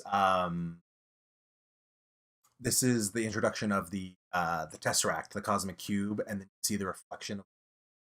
Yeah, so so Selvig's at S.H.I.E.L.D. with Nick Fury talking about the Tesseract, and I don't remember what Nick Fury says, but then then you see Loki's reflection, and he's like something like, "Well, that's worth looking into," and then Selvig says, "That's worth a look." Yeah, that's worth a look. Yes, thank you, and that's and that's it. And you're like, "Oh, so Loki's pulling the strings," and that strongly sets up the Avengers, right?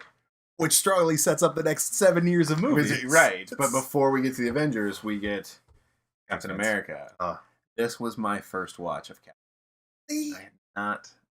What have you been doing? Well, no, okay, that's not true. I feel like I had seen it.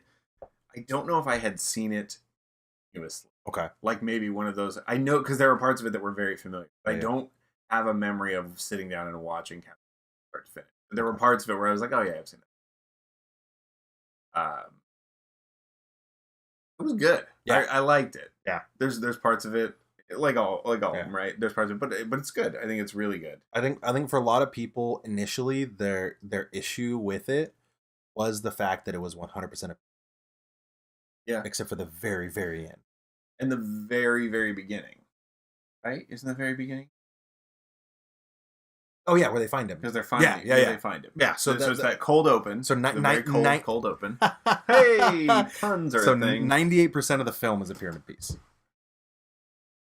Who's ready to sack old Adolf on the jaw? Yeah. I punched Adolf Hitler 700. But yeah, so he's like 98% of it is it's a World War II film for some people that like did not resonate. Yeah, it works. I bought it. I bought it. I saw it 6 times in theaters. We the Germans. I have written here. Well, first we get Hugo Weaving, uber German. Barrie, he's laying it on thick. Yeah. Not as thick as Stanley Tucci's uber German. Oh yeah, I always forget that's Tucci. It's Tucci. It's he's laying that on. Speaking of which, did you see Sam Rockwell? So they had when Sam Rockwell, the mic keeps cutting out. Dang it, Vance. I wonder if it's the noise gate. When they had Sam Rockwell on there, they did, you know how they do like music sometimes? It was set to Gucci Gang. It was Tucci Gang. And it was all about Tucci being it was about Tucci being like a character actor. And it's like, remember him from Hunger Games, Tucci Gang, Tucci Gang, Tucci Gang. Like it was great. But yeah, he was a fantastic German scientist. But yeah, Hugo Weaving, you're like, I am a fan of your films. Is like it's just with all the Z's. Yeah, it's your fault, fans. Yeah, just killing it. Chris Evans as skinny Steve Rogers. Yeah. Did they CGI his body smaller, or did they like put his head on another? Oh, I've watched the special features. I know how they did it. Now I'm blanking on it. Because let me tell you, his head is huge. I think it was scrawny body. I imagine it was a body that they then just like mapped his face to. Put a what do you call it? A green hood over, and then just face over the top. Yeah, his head is enormous. Yeah, that was the biggest thing. The big giant head. Also, here's another good James Bond one. The Hydra logo looks a lot like the Spectre logo. Interesting. This is not a James Bond. I wonder who came first. I don't actually know. No. No clue. Couldn't even begin. I do like the foreshadowing in this. He picks up the garbage can lid, and when he's fighting the guys in the alley, holds it as a shield. And when later on, he holds the go all day. Later on, he holds the taxi door as a shield. It has a star on it. Yep. They're laying it on for you, but it works. It works. He's gonna have a shield. He's gonna have it. He's gonna happen. Let's see. Stanley Tucci, uber German. Secret ice base or lair, very James Bond. Once again, carved into the mountain. Also, very Doctor Strangelove. That whole the goggles and everything. It works. Experiments. We meet Agent Carter. This is the first movie with like a strong love story. Yes, because Tony Stark is not a strong love story, and Thor is falling for. He's falling for Jane, and then Hulk and Betty, but that never worked because he's a rage monster. Yeah, because if they tried to bone, it'd be weird. And get him excited. No, not at all. We meet Agent Carter. We meet Tommy Lee Jones. Grizzled. He was great. He's what is his line? Oh, when he tosses the dummy grenade and he jumps on it, and when like everyone else runs and Steve's like, no, get away. And then Tommy Lee Jones just like still skinny. And then he walks away. Good. I thought he was great. There's a scene where Steve Rogers is in the car with Agent Carter. They're in the backseat of a car, and shot to shot, he changes size so many different times. There's scenes where he looks real skinny, and then he looks taller, but he's still skinny, but he's bigger than her. His head is just big, little. And it's not an exact science to make a man skinny. It can't be easy. It took me out of it for that whole scene. I have no idea what went on in the back of that car. It wasn't really important. He was just awkward but not awkward in a creepy way. But so then they take Steve Rogers to the thing, and we find out that Howard Stark made Captain America. He was involved in the hardware that created that because the serum is the doctor. Doctor, what's his name? But the Vita Ray machine all the machinery That's is Howard Stark because he's the Howard Stark. Yeah. Does Tony Stark know that later on? Is he aware? Yes. Was it in Avengers where he says the line where he says, "This is the guy my dad couldn't shut up about." Like Tony in multiple points in the movies will reference Steve almost like the big brother that he couldn't keep up with because his dad so loved. Proud of their it comes out of the machine. He gets the serum. He gets the Vita Ray. I've written here. He is buff. He is shiny, and he X for days. Yeah, it's all the pecs. And Carter just wants to. Wants to towel that off. He's too shiny. Yeah. And then smell the towel. And then the spy steals the formula, and we get a really good chase scene. Can we talk about that spy though? When he comes down the stairs and everyone else is in normal lighting, and then he just has the shadow across his face, and it's just like, I wonder if he's a bad guy. They put an X on the ground and they said, "Stand here if you want to look sinister." And he's like, "Oh, that's make sure you have a big hawk nose. Get that nose out there." Yeah. And good. And then we get a long chase scene. Really well done. And it's pretty good. And then we get the taxi door. And then and then you start seeing the real plan come. And that, I think, like, for me, like, that's where the movie, like, that's where it sort of like started. It's like, okay, I like that we got origin story in the movie, not just in voiceover or not in montage or anything like that. And then this is where the plot of this movie really starts. Right. It was now like, we're understanding Hydra. We've only seen clips, almost like cutscenes of Hugo Weaving, and we're not fully putting it together what he's up to. Right. And now we're starting to see he's not just evil. He's not just making weapons. He's planning world domination. He's got himself an army. Yeah. And he's more than Nazis. And we get that backstory that all of a sudden he says my enemies are everywhere, and that he's breaking off, and he's gonna which is something the comics have had to try to deal with for a really long time. Is, hey, do you make Hydra Nazis, or do you try to make them more Nazi? And they're uber Nazi.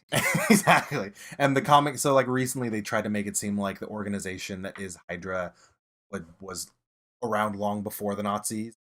Organization like the Nazis to move their agendas forward, which is why they abandoned the Nazis, which is why the Nazis lose too, and that's it. Yeah, it's okay. We get the introduction of vibranium. Mm-hmm. It says the rarest metal on Earth, but it absorbs all vibration. And he says, Captain America says, "Why isn't it standard issue?" And Howard Stark says, "That's everything we've got." Yeah. He still lets him take the shields. Well, he saw the taxi door, and he's like, "It works." He's like, "No one else is going to be using this thing." Then they take on the train. That train assault approach, probably the roughest guy in all of the Marvel. You mean they're ziplining down? Didn't look through the snow. Didn't look good. It didn't look good. It didn't look comic book, or it didn't even look video game good. Yeah, well, it wasn't. Didn't love it. Bucky takes the header. He comes back. I saw the Winter Soldier. Don't remember much of it, but he comes back. How are we to understand he survives that fall? Is it explained in Winter Soldier and I missed it? A little bit. They show flashes of it. It's basically the reason he's able to survive that is due to the experimentation. When Cap finds him, the small amount that he's undergone, because he's strapped to the gurney. He's already being experimented on, which explains why he can handle deep freeze so well, which is why he's got augmented abilities, which is why he can heal. Yeah, he's not aging quite as quickly, and that's how he's able to arm. But as far as we know at this point, he's dead. He's done. Cap's very. Yeah, Cap lost his best friend, his buddy. I appreciate the way they did it, because it makes so much more sense. Because in the comics, Bucky was like the boy wonder. He was a kid. So Cap is like running around with this kid, and it's like, why is this kid being allowed to fight Nazis? Like making him a soldier makes so much more sense. Makes so much more sense. Yeah. Howard Stark has an accent that I just can't describe. Sometimes it's a little British, sometimes it's a little old old Brooklyn-y. Sometimes it's high class. It's all over the damn. Yeah, well, it's true. I got nothing. I got nothing there. I wrote WTF is Howard Stark's accent, and I just that was one where it took me out of the scene. Play it straight. You're supposed to be American. Do your voice. Just do your regular old voice. Is the actor British? Maybe if that's it, then good work. More power to you. You nailed it. Motorcycle chase. We get a Wilhelm scream, and he comes off as necessary. It's the only one I noticed in the first 6 movies. I don't know if we'll get another one. Great. But I was into it. A good action movie without a Wilhelm scream. Not a good action movie. It doesn't count. It's not classic. It immediately becomes just kind of a draw. And then the final battle, he's racing to the plane, but we make time for a nice line. Yeah, we do. But with Tommy Lee Jones, which is lame. Like that bit is lame. But then when he looks at Tommy Lee Jones and he says, "I'm not kissing you," it almost makes up for it. But then at the same time, I'm going, "Oh, we had time for a kiss and for a sweet one-liner." Yeah. And now we're off to fight on the big. And that's why you get blown up and frozen. If you hadn't done that, you might have had a little more time. Yeah, you could have made it. Could have made it. He was born in London. Thank you, Steve. Born in London. There we go. All right, I'm going to give him a pass and have it for free. He gets on the plane. Yeah. There are conveniently labeled bombs because we forgot to explain the other part of the plan clearly. So we've now written the names of the cities on the bombs. When I broke my ankle and they had to do surgery on my leg, they wrote in large letters, "Cut this leg, not this leg." X's on my other leg. And they did that with bombs? I'm going to assume they were like, "Hey man, you know where you're going, right? Like, if it starts to get snowy, you're going the wrong direction. Like, turn that way." That way.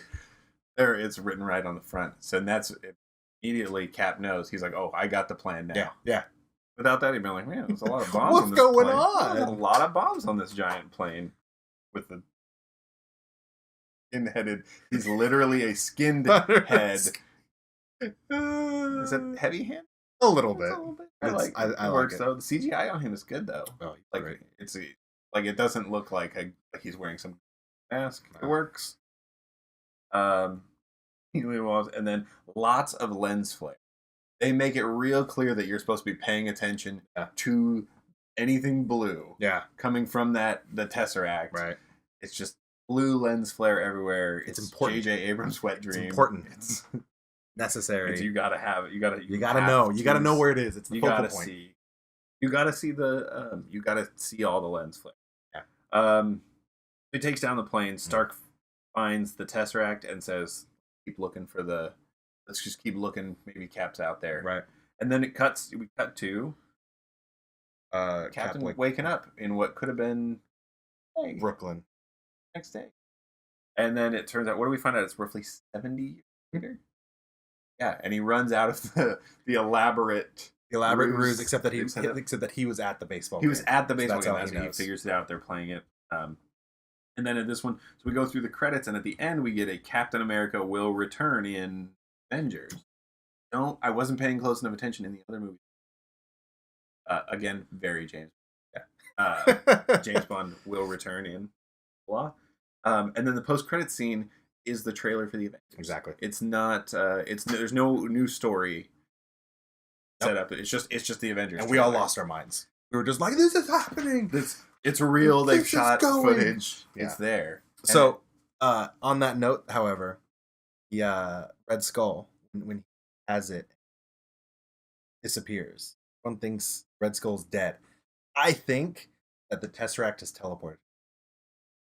Hugo Weaving is like, there's no way that there's no mention of Hugo Weaving, like there's mention of him popping up. I think he's. You think he's still out there? He's floating around. Phase 4. He can make an appearance. I think he's on. I think we're getting an Infinity War. I would love if he showed up in the Infinity War. Red Skull in the Infinity War. Heard it here. Yeah, or just his head, like maybe just his Red Skull, like sitting on like Thanos' throne or something. Just hanging out. Yeah, just like he dead, but he did. Yeah, I think he's alive. All right. Yes, Red Skull lives. Yeah, Red Skull lives. What if Thanos is? That would be weird. That would be bizarre, but you know what? I'd be okay with it. We're there. He evolved. And we get to the Avengers. Oh man, I saw this I saw it twice in the theaters. In my life, I've seen 2 movies in the theaters more than once. One of them was Twilight. Not proud of it. Not proud of it. Just gonna let it settle. Oh, that's fine. Leave it out there. It's on record. The other was the Avengers. I'm proud of this. I'm happy should be. that I saw this. Rotten Tomatoes 92%. Yeah, it is. Yeah, it's a killer. It's great. It's a great movie. Shot it for $225 million worldwide. It made $1.5 billion. Billion with a B. That's the highest grossing in the Marvel Universe. That looks like Black Panther. Already at like 1. But then Infinity War is gonna blow it out of the water. Yeah. But they did spend reportedly $500 million to make Infinity. Oh wow. The rumor is it's $500 to make Infinity War Part 1, $500 million to make Infinity War Part 2. They'll all make $1 billion. billion. So they better get their money back. Yeah, they will. We start with the Tesseract has awakened. We don't know who's talking. No. I don't know who these people are. Right. And not being who are these? Well, the funny thing is, Sandy Rivers in How I Met Your Mother is in real life married to Allison Hannigan. Thank you. But that creepy guy with the 15 fingers or whatever. Halitosis four thumbs is what I started calling him because he's got the nasty teeth and the four thumbs. That is the actor who That's plays Sandy Rivers? That's Sandy Rivers. So you got 2 How I Met Your Mother actors in this How I Met movie. Your Mothers. But yeah, he's the one who's like to challenge them is to court. Yes. Like, yeah, that's him. He's just a weird, creepy advisor. He's not important. He's not important. But we're led to believe he's important because he's the mouthpiece. He's the one. He's the mouth of Sauron. He's the one communicating. Okay, yeah, because he's talking to Loki. We don't know what the staff he gives him is. We don't know what are the Chitauri. We don't know who they are. Yeah. You knew who they were. Of course I did. Yeah. That was cool. I had no idea what I was talking about. I was into it. I mean, right in. We see Robin Scherbatsky early on, nailing it. Like 500 million 2 weeks. Yeah, that's true. 500 million includes marketing. That makes sense. They're marketing the budget, but it's they got that Disney marketing machine. We got a ride. We got rides coming. And I'm sold. I'm paying all my money. Yeah. I like it. So I like the way the Avengers movie is set up because we get sort of a rundown. They kind of go through. We meet Hawkeye early on. He gets suckered away real fast. Yeah. The staff gives Loki some kind of a thrall. Yeah. And just he takes over Selvig, he takes over Hawkeye. But then we move away from that. We're just they blow it up, it goes, and then we go smash cut to Russia. We meet we've met her before, but now we're seeing her in proper action. Romanov doing her what I call the reverse interrogation. She is being tortured but actually getting the information. And I liked it. I know to give way. It's good. They're nailing it. And that you sent in your audio. 100%. Yeah, great. I'm already casted. We know that she has a history with Hawkeye. Mm-hmm. You knew what it was? Yes and no. Not necessarily what they're setting up in the movies. Okay, but so there's a comic book history. Yes, they've dated. They were love interests, and Hawkeye being kind of like the secret agent. He's also heavily involved with Black Widow and spy ring in there. Okay, that makes sense. Red in her letter. Exactly. Yeah. Then we see, what do we get? Oh, the great line say, "You get the big guy." You know how Stark. Trust me as far as he can throw me. Yeah, he's like, "No, I got Stark. You get the big guy," and we're like, "Bonjour." So exciting. I like it. Nick Fury against the council. We don't know who the council is, but we know obviously Nick Fury's smarter than they are. You can just tell from the scene, like it's not the president, it's a director, something like that. Yeah, making bad calls. It's Fury. that classic bad guy. Is that Powers Booth? Yeah. Is it Powers? Yeah. Great name. Yeah. Perfect. It's the other, or it's the other actor who looks like Powers Booth. One of the two. Because there's that guy too. In here any second with that name. And then it just sort of like runs through. So we get that. We see Captain America getting brought in. We see Iron Man getting kind of getting brought in. Yeah. doing the Stark Tower off the grid. I do like the line. His name is Agent. And what I did a little research. I was reading up, and it said originally Coulson did not have a name, right? Was not cast yet, and he was just referred to in scripts as Agent, and he was not. It wasn't supposed to be a character. But then you get Clark Gregg, and he's just oh so charming. And they make more of him, and I like it. So not only is it a funny line in the movie, in the history of it, it makes. Was Powers Booth. Nailed it. Yeah. Oh, R.I.P. Didn't know that one. That hurts. Oh man, I'm gonna need a minute. I'm good.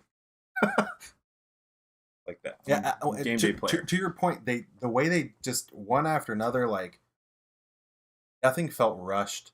Nothing felt ham-fisted. Just this makes sense. This makes sense. And obvious progression. Not obvious like I saw it coming, but obvious. But, like, totally. but yeah, this works, and they are assembling a team. Yeah, they're the movie is assembling. They are a team. the Avengers assembling. It works really well. I liked it a lot. I like the way it's put together. We get Captain America and Iron Man meeting. Is that their first meeting?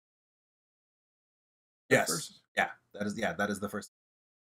So you have Tony Stark, who now here's finally the golden boy that my dad always loved, and then you have Cap basically being like, "Oh, you're Howard's son. I've heard you're." And you sell, and what I know of you is you sell weapons, or you sold weapons, and you're a jerk. Yeah. So that one's good. We get Thor, and then we get a great fight scene. Iron Man v Thor in the forest. Cap with breaking it up. With Cap playing Peacemaker, sort of, and that's amazing. It's a great action sequence.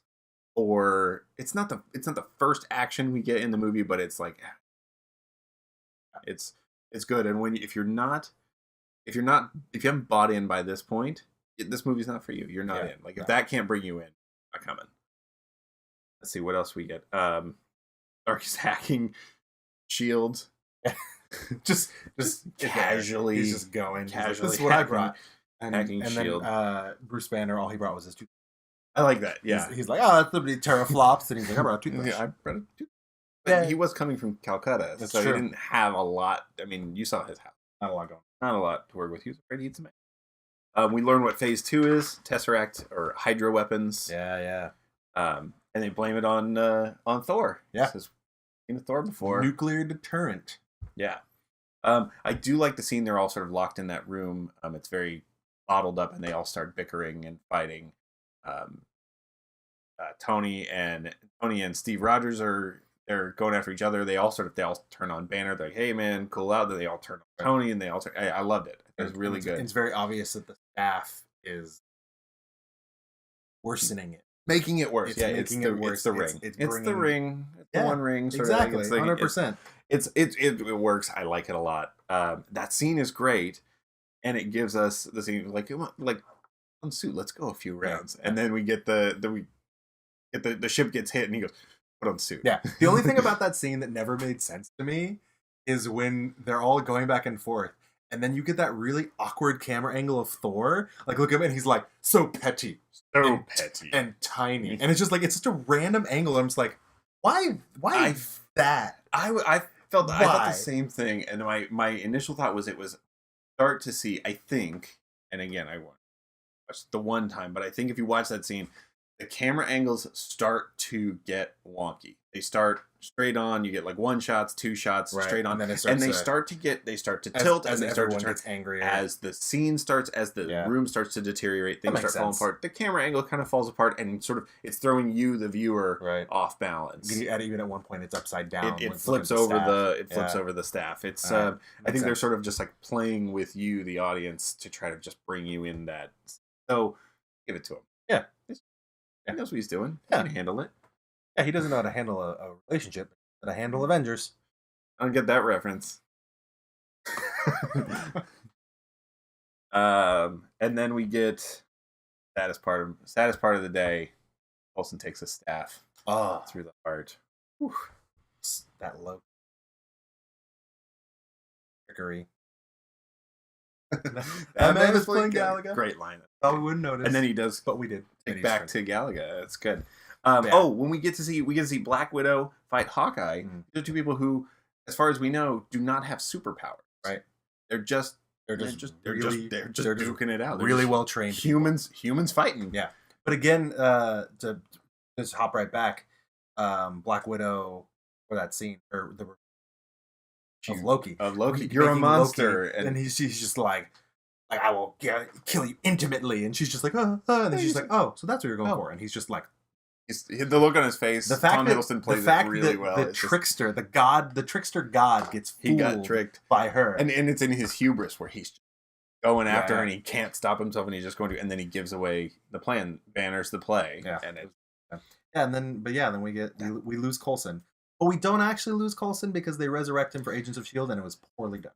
I remember that when they say, oh, he went to, where did he go? Tahiti or something? Oh, it's a magical place. But it's they brainwashed. But they use, I remember, don't they have like this weird spidery robot thing, like literally piecing his brain back together? So they use, it doesn't make any sense now, but the Kree is a race that is person. We're gonna get there, but they like that's how they bring him back as you. Okay, so we don't know at the time we're watching Agents of S.H.I.E.L.D., right? But we'll get there. Yeah, a lot of that going on. But we use Nick Fury uses Coulson's death to actually. To push them to assemble the Avengers. The way that he uses the bloody playing the cards, bloody, and he even gets called out on it. Yeah. He's like, I needed, I do what I do. They needed the push. Yeah. So I kind of like that about Fury, just in the way he's kind of a, he's got the Phase 2 weapons and he's willing to do this. In that way, he's not a hero. Yeah. He does what he feels is necessary. Yeah. But he's not necessarily a good guy, right? But that makes him all the more interesting as a character, and also that we know nothing about him, right? That he's a spy. So he is the spy. He's the one. So then they come down to Earth, and it's battle time. Yeah. And I think this whole sequence is amazing. Yeah, it's so good. Yeah. Start to finish. I love when they get together. I love when Banner shows up on a motorcycle. He just kind of rolls in. But Tony knows he's coming. Tony's just sure he's going to come. He just knew it. And then we get the great line. That's my secret. I'm always angry. And he just goes to town. Yeah. That assembling, the way they did that, the way Thor smashes out of the thing, and then as he hesitates reaching for the hammer, and you hear the voice saying, "You fell out of the sky," and you're like, "Yeah, he fell out of the sky." And then it goes to Bruce, and he's just laying there naked. Son, you have a condition. You got a condition. Yeah, that was. It's fantastic. Yeah, the way that leading up to that still when he says, I'm always angry, and he turns and punches, just chills. Every time when I'm watching it on FX, when it's randomly flipped through and I'm like, oh, it's the Avengers. Oh, it's so good. Yeah. It's the line of the movie. I think that and the shawarma bit. No, I think it's the best. And then we get, I put it right here, the shot. Right. With all the Avengers there, cycles around, turns around. Where Cap adjusts the shield, he flips the hammer, she locks her guns, he pulls out the arrow. He's got the arrow. Everyone's ready to go. Also, really, I think all of those arrows are CGI. Yeah, there's not I don't know about in the quiver, but when he's everything he's pulling out, he's pulling air, and he's just doing and they just add it after the fact. Because what would have happened is he would have no matter how much training he had. Yeah. He would have, at multiple points, pulled out arrows and gone, get it in the thing, and they're all CGI, nice. Every single one of them. Right. But you can't tell. You don't look at it and go like, oh, that looks awful. Great. It looks like he's just doing this a lot. No, it works. Punch up, Legolas. That's I forgot about that one. The scene with Hulk and Loki in Stark Tower. Oh, the puny god. Where he's smashing him around, and the look on Loki's face, and he's just laying there. That makes this movie, for me, stuff like that, those scenes. This is the brilliance of this movie is the moments of comic relief. Yeah. And what I remember from Avengers 2 is there's like the comic relief is much more like just like in your face, and it doesn't actually relieve tension. In this movie, it's perfect. Yeah. And after when Hulk and Thor surf the thing down and then he just punches him because they duked it out, or when Iron Man's flying towards it and he says, "Have you heard the story of Jonah and the whale?" And he's like, "I don't think he's a role model." And then he just blows it up from the inside out. Yeah, it's fantastic. Plus, we get the shawarma thing. Yeah. Twice now I'm back to the shawarma. You think I wrote it down? You're darn tootin' I wrote that down. We do get a bit of a Deus Ex Machina with the nuke. It's sort of like they had no plan to go through the portal and destroy, but they're gifted this nuke that really solves a lot of problems, because when they blow it up, then all the Chitauri on the ground just kind of, because they're all connected like a hive mind power, which was never sort of explained, so it just kind of happened. So there's no way that they could have known that was going to work. The Chitauri were poorly used, and they were just kind of fodder. You need someone to beat up. Yeah, you need an army. But when we get the scene, let me jump back here really quick, because when we get the scene where Cap calls the play, and he says, "Hulk, smash." It's amazing. He said, "Hulk, smash." When Hulk goes off smashing, I was sitting in the theater, I was giggling. Yeah. So spinning around. I had not seen the Hulk movie, or I did not know anything about the Incredible Hulk. I did not consider myself a Hulk fan, and in that moment, he became my favorite Avenger. Yeah. I was so happy, and watching it again, same feelings. I was like, "This scene is the way he when he smashes and he spins around and smashes again, and then he just jumps into the air and just hits them with his body. He's just like, "Get out of my way, get out of my way." Every part of him, everything he does is a weapon. Everything's a weapon. Everything's a weapon, and I thought I liked it a lot. And then we get they close the portal, they blow it up, and everybody's victorious, and New York is destroyed completely. And the Democratic senator is like, "Where are they now?" I always notice that he's a D next. Yeah, this was their fight. Where are they? Where are they now? That's where we get Stan Lee. Yeah, Spot Stan Lee. He's in a doesn't believe that there's superheroes in New York. He's playing chess in the park. I think so good. It's a good one. Oh, he says, "Give me a break," in his very old man way. Yeah.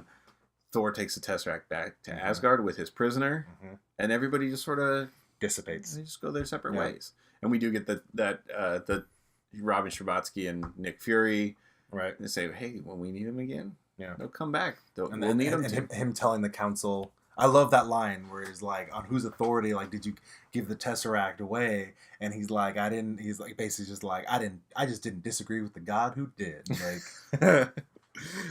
Thor is just like, "I'm taking this." Yeah, he's like, "Yeah, that's kind of mine, and I can crush you." Yeah. So, and have you seen my hammer? Yeah, it's sweet. Yeah. So, and then we go to the post-credits scene. We get some credits, and then we get a proper post-credits scene. I had no idea what I was watching. Yeah. If you didn't know the comic books like myself. What am I seeing? I am the only. I lost my mind. I Googled it in the theater. When he turns and smiles, I literally just let out a yell, and everyone around me turned, and multiple people were like, "Okay, cool, this guy, you know who he is. Who is that?" So they did then what I'm doing. Yeah, exactly. Because I had no idea. I Googled it and I went, "Oh, Thanos." Yeah, no idea. Yeah, still nothing. What is that? When he said to court death. To challenge them is to court death. Yeah, I was like, what? Because, and it's all coming. So, in the comic books, Thanos is obsessed. His one true love is Lady Death. In the Marvel Universe, Death, the physical embodiment of Death, is a woman.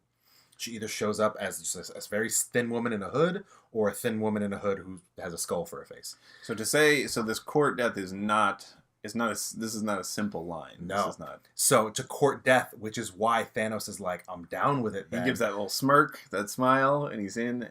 I don't even know who he is. Yeah, because he is in love with Death. Death is his one true love. He's always trying to impress her. And that goes in heavily into Infinity War, because in the comic books in the 90s, Thanos is actually killed, and he's resurrected by Death and given the task of killing half of the universe, because she thinks there's a cosmic imbalance. There's too many people alive. So he is basically always trying to impress her, always trying to, woo her. And so that's why when that guy says it's to court death, that's why he's happy about it. He's into it. He's like, yes, even though it was just a random actor that they didn't use later on who was playing him. Was it really? It was not. It was just I know who the guy is. He has other roles, but he literally, he just did the motion capture for it, and then that was it. He does not play Thanos going forward. After that, it was always Brolin. Yeah. Interesting. Yeah. But yeah, so we introduced Thanos, and that sets up, holy crap, when do they get introduced? When's Thanos going to get involved? And that's when we go into Phase 2, and that's when Phase 2 starts to set up more. We start setting up. What's the first movie in Phase 2? What am I watching tomorrow? Let's find out. I don't actually remember what came first. Phase 2 Marvel movies. Iron Man 3. Yes, because Iron Man 3 deals with the fallout from Avengers, because he has a little bit of a PTSD from Avengers. Okay, so I saw Iron Man 3 in the theater. Have not seen it since. Yeah, Steve's and I defend it. It's some people's not. Yeah, Iron Man 3 equals exactly. trash. Vance is a big fan. I enjoyed it. It's got definitely it's an acquired taste. But yeah, it goes Iron Man 3, Thor: The Dark World. So you got 2 of the less popular movies. Then you got Winter Soldier, which is by far one of the most popular, followed by Guardians of the Galaxy, which again, insanely popular, Age of Ultron, and then Ant-Man. Let me see. I saw Iron Man 3 in the theaters. Okay. I saw Thor. I want to say I fell asleep in Thor 2. Thanks, I didn't I see liked it too. Winter Soldier until... No, I saw part of Winter Soldier. You haven't seen... I haven't seen it. It's one of... Oh, I'm looking forward to it. You're talking about all this like James Bond. It's a very Bond. It's the best spy movie in the Marvel Universe. Boom. Let's get in there. So, let's get into it. Yeah, and it's Steve's. It's still his favorite. So,